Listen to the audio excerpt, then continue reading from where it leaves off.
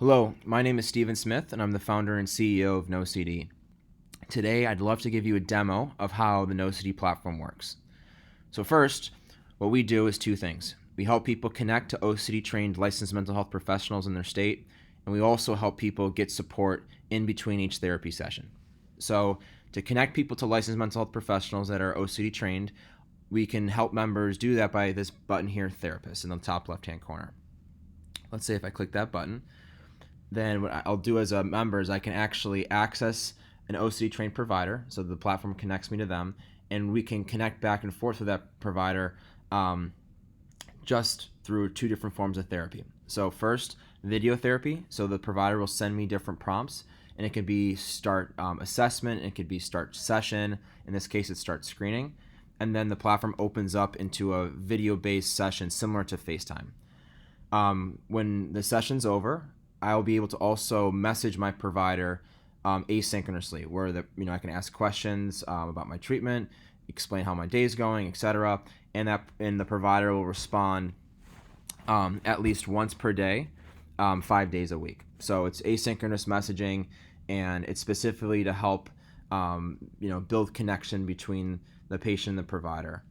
However, OCD is 24/7, 365. So when a provider is not available, people are typically today kind of by themselves, but we support that through our different therapeutic tools and peer community. And so in what we offer is two different sections of therapeutic tools. One is an ERP exercise module where people can do their ERP exercises when the provider is not available. So TED can help kind of customize them, but when I'm in between each session, I can actually do them right here. So here's an example.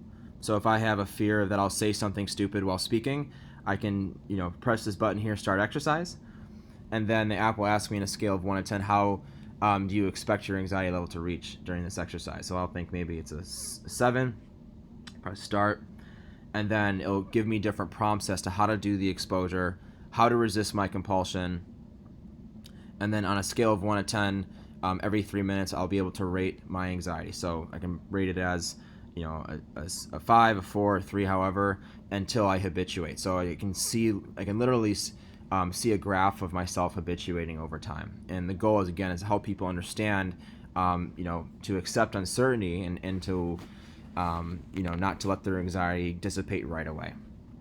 To help do the exposure, I have these different tools where I can draw a picture. So I can draw like a smiley face here. I can create a loop tape where I can basically create a recording that plays on loop. So I can listen to that recording over and over and over again. That can help trigger my obsessive thought. At the same time, I have a script here where I can write scripts to help again create the anxiety of and those scripts can be done in a variety of ways. I also have some psychoeducation here. So if I don't know what to do, we have different reminders as to how to trigger your thought. We also have reminders as to how to resist compulsions, and just again, we reinforce the habituation. So we can tell people that it's continue until your anxiety decreases over time, just not right away. When I'm done, I press end.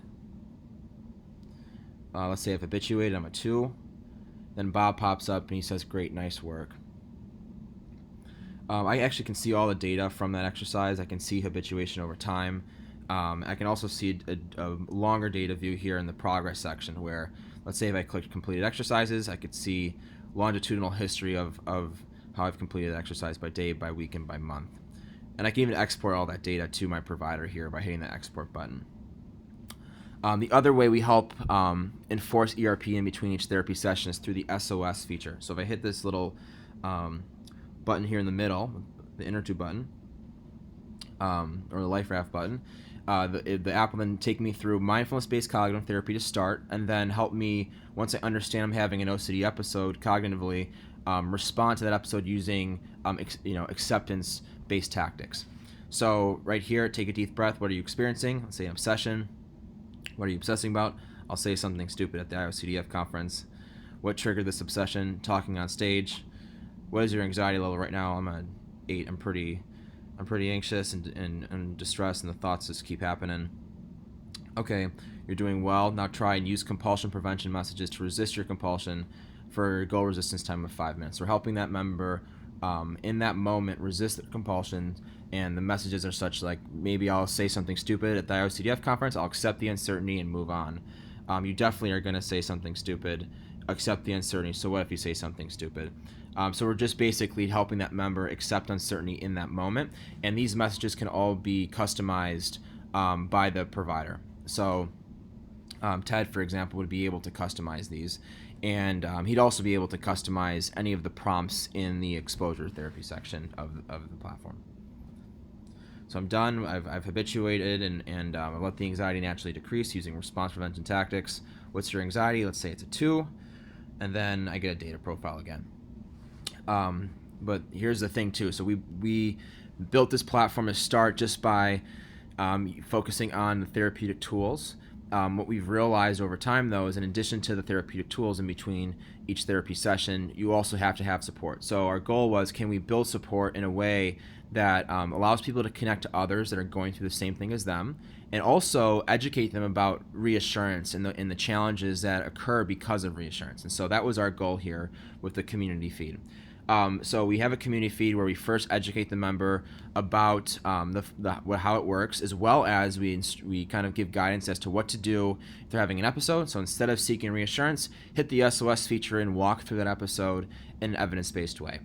And so here people can post, they can ask questions, they can write poems, they can make jokes, and a variety of things. So for example, here's a poem someone just wrote. And again, you can see people like it, support them. It's beautiful. They can also, write jokes that people can relate to. Like this is a person right here. Again, it's all de-identified, and people say it's so true. You can like it. You can comment. And then you can share it, and the community can see it. And we also moderate this community pretty extensively. So, and I'm sure that's a question most people ask. So if somebody is seeking reassurance, for example, I'm not sure if this person is, but I'll hit this button anyways. I hit the button report. I can flag the post for reassurance, and what will happen is the post will automatically generate a little message underneath that instructs that member, hey, instead of seeking reassurance, here's some other things that you can do. So you take that opportunity to actually educate people about the dangers of seeking reassurance. If someone's posting something that could indicate they're at risk for self-harm or suicide, we also flag that, and we have a specific protocol in place to connect people to content, right? Where to go when you're having suicidal ideation. If you're challenged by that, you not only can connect to resources, but we'll also follow up with you 24 hours later with an email, just making sure they're doing okay. We flag for spam, offensive content, and again, the goal is to keep the community a safe place so people have support when their provider's not available, when their family's not available, or if they can't talk to their family due to the stigma.